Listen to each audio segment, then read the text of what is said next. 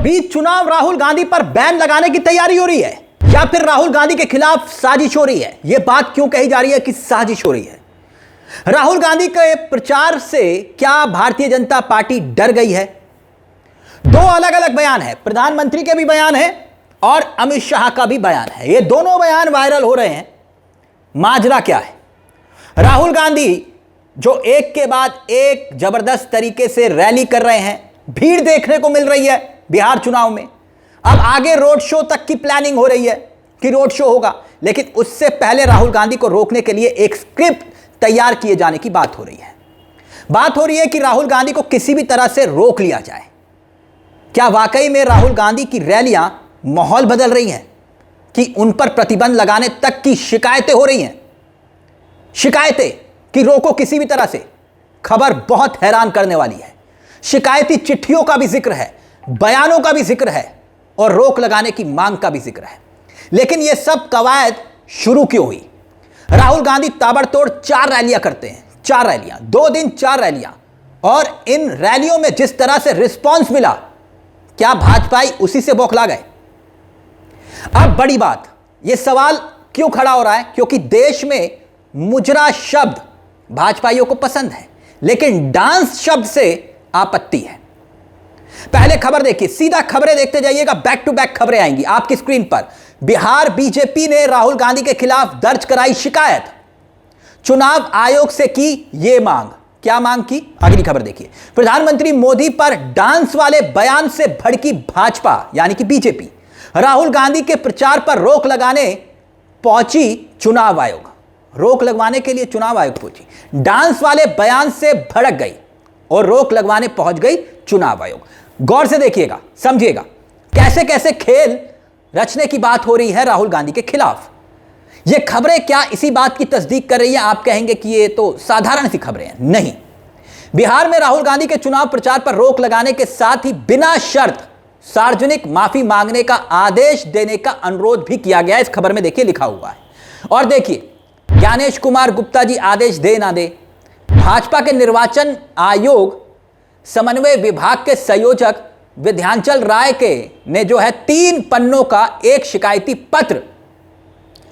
पत्र लिखा है कि राहुल गांधी के बयान ने ना सिर्फ आदर्श आचार संहिता का घोर उल्लंघन किया है, बल्कि देश के प्रधानमंत्री के संवैधानिक पद की गरिमा को ध्वस्त करने का प्रयास भी किया है।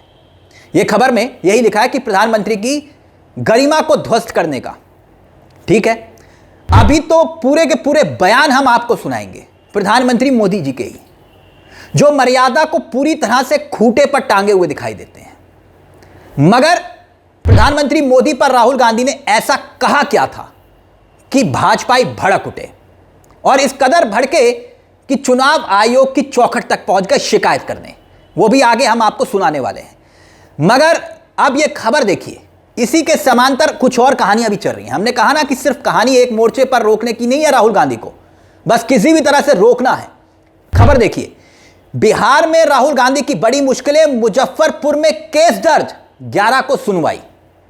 अब ये मुजफ्फरपुर के एक प्रसिद्ध वकील हैं, अधिवक्ता सुधीर कुमार ओझा, उन्होंने ये दायर किया है और उनका आरोप यह है कि राहुल गांधी ने भाई बुधवार को चुनावी रैली में प्रधानमंत्री मोदी के लिए अपमानजनक शब्द बोले। यह गलत है।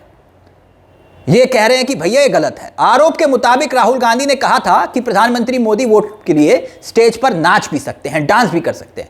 राहुल गांधी ने कहा क्या था, पहले जरा वो आपको सुना देते हैं और फिर प्रधानमंत्री मोदी के बयान भी आपको सुनाएंगे और अमित शाह के मुखबिंद से निकले हुए ऐसे ऐसे शब्द हैं जिसे सुनेंगे तो आप भी कहेंगे कि वाह, दोगलापन कैसे कैसे। पहले राहुल गांधी का यह बयान सुनिए और फिर उसके बाद आपको मोदी और अमित शाह के बयान भी सुनाएंगे। उन्हें सिर्फ आपका वोट चाहिए। अगर आप कहोगे नरेंद्र मोदी जी आप ऐसा ड्रामा करो वोट के लिए, वो कर देंगे। जो भी करवाना है करवा लो। मैं कह रहा हूं आप उनको कहो कि देखो भैया हम आपको वोट देंगे, आप स्टेज पे आके नाच लो, वो नाच लेंगे, नाच लेंगे। कह रहा हूं आप कोशिश करो। मोदी जी आइए, स्टेज पे आइए, भाषण मत दीजिए, डांस कर दीजिए, हम आपको वोट देंगे, देखना कर देंगे। जो भी करवाना है करवा लो। चुनाव से पहले जो भी करवाना है चुनाव से पहले करवा लो। चुनाव के बाद नरेंद्र मोदी नहीं दिखाई देंगे। चुनाव के बाद नरेंद्र मोदी जी अंबानी जी की शादी में दिखाई देंगे, सूट बूट वालों के साथ दिखाई देंगे, किसानों के साथ, मजदूरों के साथ नहीं दिखाई देंगे। यानी मांग क्या? चुनाव आयोग से मांग ये कि मोदी जी की मर्यादा को तार तार किया प्रधानमंत्री पद की, इसलिए राहुल गांधी को रोको। मगर मोदी जी जिस मर्यादा को चुनाव में खूंटे पर टांगते हैं, अब उसका भी एक उदाहरण देखिए। क्योंकि मोदी जी हैं जो चुनाव में मुजरा शब्द तक वाक्य चुनावी रैलियों में इजाद कर चुके हैं। फहरिस्त तो बहुत लंबी है, मगर पहले यह सुनिए। यानी राहुल गांधी का डांस शब्द बुरा है, मगर मोदी जी का मुजरा शब्द अच्छा लगता है भाजपाइयों को। सुनिए जरा। इंडिया अलायंस को अपने वोट बैंक की गुलामी करनी है तो करें, उनको वहां जाके मुजरा करना है तो भी करें। मैं एससी, एसटी, ओबीसी आरक्षण के साथ डट करके खड़ा हूं, खड़ा रहूंगा, जब तक जान है लड़ता रहूंगा। अब फहरिस्त देखिए। जर्सी गाय, कांग्रेस की विधवा, 50 करोड़ की गर्लफ्रेंड, रेणुका चौधरी के लिए सूप नखा, ममता बनर्जी के लिए दीदी ओ दीदी, यही कहकर मजाक उड़ाते हैं हमारे यशस्वी। यानी वो सब मर्यादित होता है, क्योंकि इस देश में छोड़िए पूरी दुनिया की राजनीति में मुजरे का आविष्कार कोई और नहीं, स्वयं नरेंद्र मोदी जी कर चुके हैं। अब अमित शाह जी पर आते हैं। जी हां, देश के गृह मंत्री। सुनेंगे किस भाषा का जिक्र मंच से करते हैं, वो भी राहुल गांधी को लेकर। अब देश के प्रधानमंत्री के मुखबिन से निकले शब्दों को सुनिए, क्या कह रहे हैं। अबे राहुल, सुन लीजिए। अबे राहुल बाबा, उनको इस देश की परंपरा का कोई ज्ञान नहीं है। भाई कहां से होगा उनका नैनीहाल इटली जो। देखिए हुआ ना गजब। डांस शब्द, नाच शब्द वो गरिमा को खत्म करता है, और मुजरा शब्द से देश की ख्याति और गरिमा बढ़ती है। बीजेपी तो किसी भी हाल में किसी भी तरह से दूसरी पार्टी के नेताओं को ज्ञान देने के लिए यहां पर भाषा की मर्यादा को लेकर बनाए रखने की बात कर रही है। क्या ज्ञान देना चाहिए बीजेपी को? भाषा की मर्यादा इस देश की राजनीति में अगर किसी ने तार तार की है तो वो आप भी जानते हैं, लेकिन सार्वजनिक तौर पर भाषा का पोस्टमार्टम भी यहां पर बीजेपी ने किया है। और अगर इसका एक उदाहरण देखना है ना आपको, एक उदाहरण भी आपको बताता हूं। आप कभी भी किसी भी वक्त, शाम के वक्त किसी भी न्यूज चैनल को देखिए, डिबेट को देखिए, किसी भी वक्त शाम के वक्त बीजेपी के प्रवक्ताओं की भाषा को देखिए। ऐसी गंदी गालियों तक का इस्तेमाल डिबेट के दौरान करते हैं। किसी दूसरी पार्टी के प्रवक्ता को मां बहन की गालियां तक दी जाती हैं, गंदी गालियां दी जाती हैं, और वो आज भी डिबेट में रोज बैठते हैं। उन्हें हटाया नहीं जाता, ऑफ एयर नहीं किया जाता। इतना ही नहीं, ऑन रिकॉर्ड जब ये गालियां दी जाती है उनको प्रमोशन मिलता है।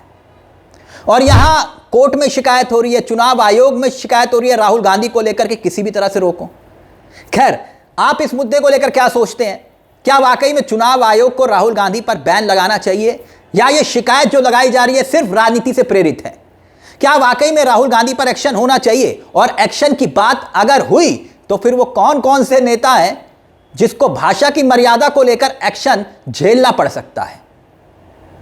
टर्म्स एंड कंडीशन वो लिखा होता है ना नीचे, टर्म्स एंड कंडीशन, बीजेपी को छोड़ के। इस मुद्दे को लेकर आपकी क्या राय है? हमें कमेंट बॉक्स में जरूर दीजिएगा राय। आपकी राय का रहेगा हमें इंतजार। मुझे तिलक चावला को दीजिए इजाजत।